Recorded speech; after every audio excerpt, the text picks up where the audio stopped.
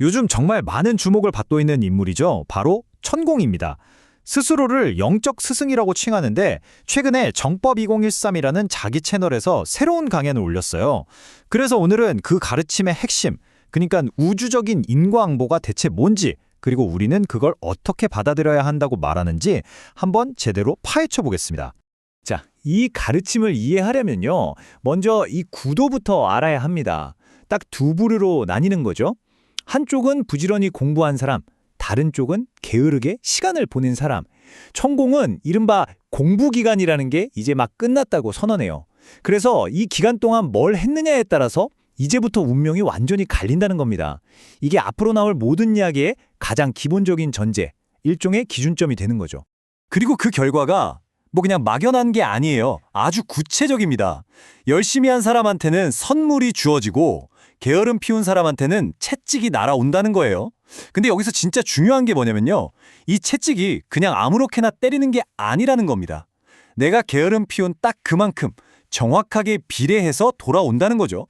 굉장히 냉정하죠? 자, 그래서 첫 번째 주제가 바로 심판의 시간입니다. 천궁이 말하는 이 공부기간 있잖아요. 이게 사실 분류의 동안 거랑 비슷한 개념이에요. 한동안 세상과 좀 떨어져서 엄청 혹독하게 수행하는 거죠. 근데 천궁 말로는 이 힘든 기간이 바로 얼마 전에 끝났다는 겁니다. 그러니까 지금은 뭐냐? 바로 각자 성적표를 받아들이는 영적 졸업식이라는 거예요. 아니, 그럼 이 성적표는 대체 누가 어떻게 매기는 걸까요? 그게 바로 두 번째 주제, 우주적 인과응보에서 설명됩니다. 여기서 핵심은 이건 사람이 하는 게 아니라는 거예요.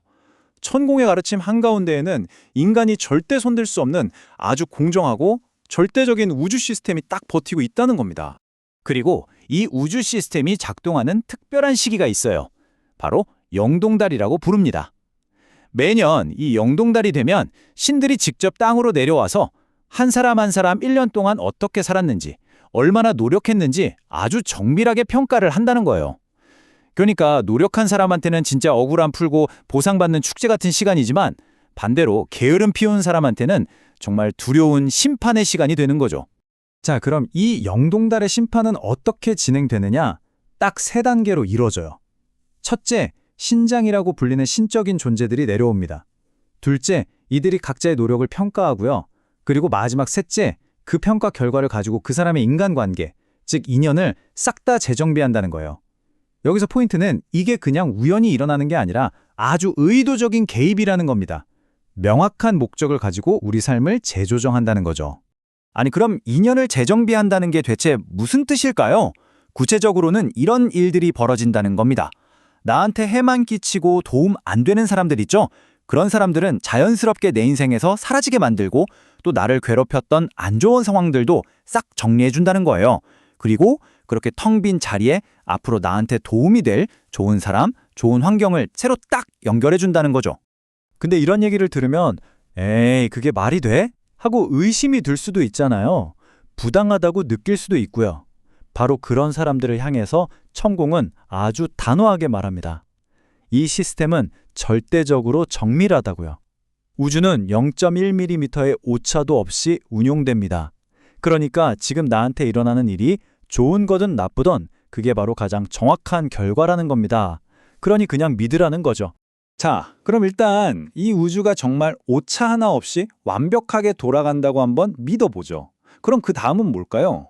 이제 세 번째 주제로 넘어가는데 사실 이게 이 가르침에서 가장 받아들이기 힘들 수도 있는 부분이에요. 바로 우리 삶에 일어나는 모든 일, 특히 아주 안 좋은 일들을 어떻게 받아들여야 하는지에 대한 이야기거든요. 그쵸? 여기서 당연히 이런 질문이 나올 수밖에 없어요. 아니 뭐 사소한 어려움이야 그렇다 쳐도 만약에 내가 사기를 당하거나 누구한테 맞았어요. 이렇게 명백하게 억울하고 부당한 고통은 대체 어떻게 설명할 거냐는 거죠. 이 근본적인 질문에 대해서 천공은 정말 아주 직설적인 답을 내놓습니다. 이 말을 한번 들어보세요. 누가 내 뺨을 때린다면 감사해야 합니다. 내가 맞을 일이 없었다면 절대 맞지 않았을 겁니다. 정신 차리라고 일어난 일입니다. 와, 이 한 문장에 그의 가르침이 아주 명확하게 담겨 있죠.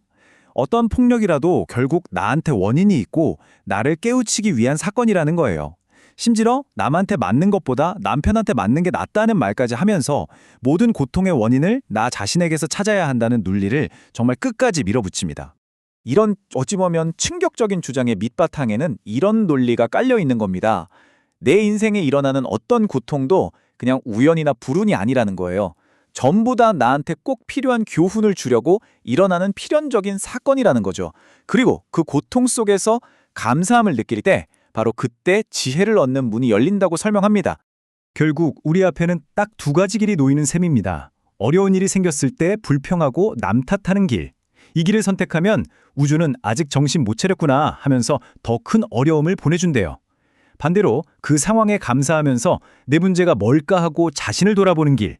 이 길을 선택하면 문제를 해결할 지혜와 해답을 얻게 된다는 거죠. 이것이 바로 천공이 말하는 삶의 갈림길입니다.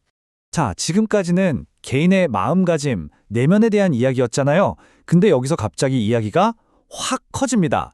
시야가 전 세계, 그리고 한반도의 미래로 넓어지는 거죠. 네 번째 주제는 바로 이 거대한 변화에 대한 예언입니다. 그는 아주 구체적인 타임라인을 제시하는데요. 지금 우리가 겪는 이 전 세계적인 혼란 있잖아요. 이게 거의 끝나가고 있답니다. 그리고 바로 올해 7월, 이때 모든 게 확 뒤바뀌는 거대한 전환점을 맞이할 거라고 말해요. 그리고 이 큰 변화를 거치고 나면 결국 미래에는 한반도가 통일되는 길로 가게 될 거라고 예측하는 거죠. 다만 여기서 중요한 단서를 하나 붙입니다. 통일이 되는 건 우주가 정해놓은 거라 피할 수 없지만 그게 언제 되느냐는 우리한테 달려있다는 거예요. 우리가 어떤 조건들을 만족시켜야 한다는 거죠. 그럼 그 조건이 뭐냐? 앞에서 말했던 바로 그 부지런한 공부입니다. 결국 이 예언이 실현되려면 추종자들이 얼마나 노력하느냐에 달려있다는 걸 암시하는 거죠. 가만히 기다리기만 해선 안 된다는 겁니다. 자, 그럼 이 모든 걸 들은 사람들은 이제 뭘 해야 할까요? 우주의 시스템도 알았고 미래에 대한 예언도 들었잖아요. 바로 그래서 마지막 5번째 주제가 나옵니다. 추종자들에게 주어지는 구체적인 미션, 행동 지침인 거죠.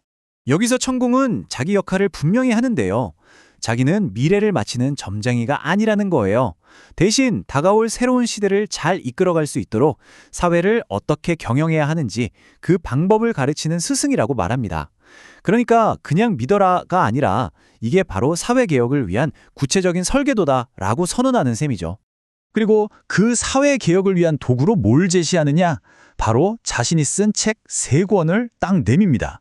이게 바로 추종자들이 공부해야 할 교과서, 실질적인 행동 지침서가 되는 거죠. 이 책들이 다루는 주제가 뭐냐면요. 바로 정치, 노동, 그리고 종교 개혁입니다. 천공이 보기에는 이 3가지가 지금 한국 사회의 가장 중요한 기둥이면서 동시에 가장 크게 썩어 있는 부분이라는 거예요. 그래서 미래로 나아가려면 이 3가지를 바로 잡는 게 가장 시급하고 중요한 과제라는 거죠. 그래서 마지막으로 추종자들에게 내리는 지시는 아주 명확합니다. 첫째, 이 책 3권을 아주 열심히 공부해서 완전히 내 것으로 만들어라. 둘째, 그걸로 끝내지 말고 주변 사람들한테 이 가르침을 널리 알려라. 이거죠. 결국 추종자들이 직접 사회를 바꾸는 주체가 돼서 자기 사상을 세상에 실현시키는 것, 이게 이 가르침의 최종 목표인 셈입니다. 이렇게 혼란한 시대에 이게 정답이다. 미래는 이렇게 된다고 확실하게 말해주는 가르침은 정말 강력한 힘을 가질 수밖에 없겠죠? 오늘 내용을 마무리하면서 마지막으로 이런 질문 하나를 던져보고 싶습니다. 과연 이런 믿음의 체계가 우리 개인과 사회에 궁극적으로 어떤 대가를 요구하게 될까요?